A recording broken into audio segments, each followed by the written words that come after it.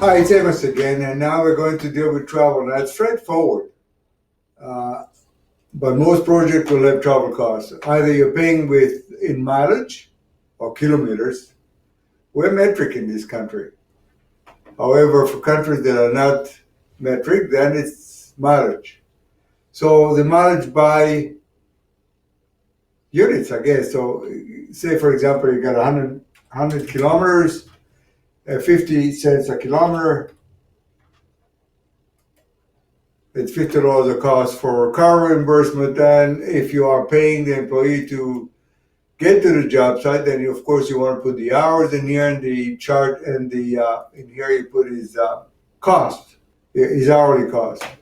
All right. For those of you that don't know what color represents or what it stands for, it's cost of living allowance.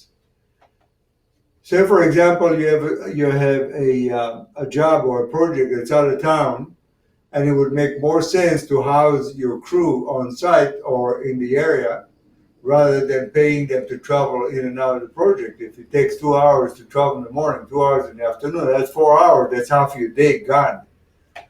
So it would make more sense to house them. What you want to do is, of course, then calculate the days that you have or working days that you have and divide them by the crew, put in the day as a quantity, the days as a quantity, and the rate for the room.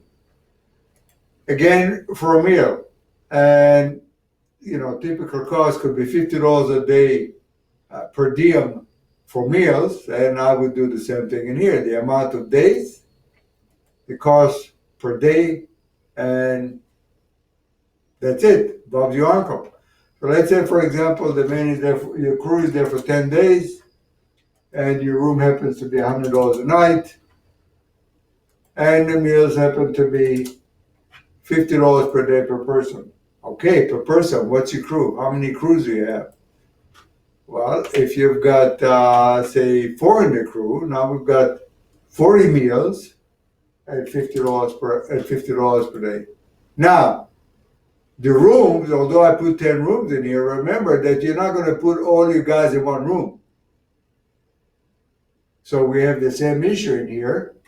We have to change it to 40, not 10. I don't think you guys will want to share a bed. All right, well, that's the extent of travel time, and we can go out to... Before we leave, Yeah, Dan. I just want to go over the fact that you don't have to pay travel.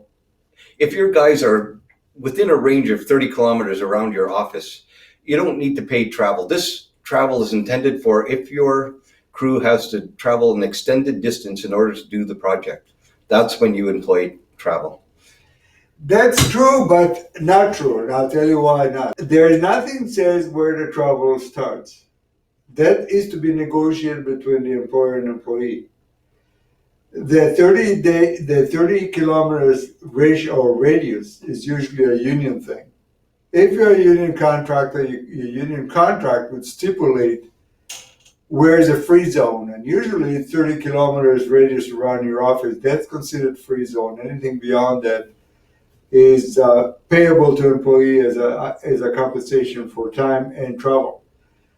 If you don't have free zone, then it's whatever you negotiate with employees. It could be outside the city or it could be outside your office. Anyways, whatever it is that you negotiate. Does that answer your question, Dan? Yes, it does. Thank you, Amos. All right, so let's move on. We can go back out to the summer.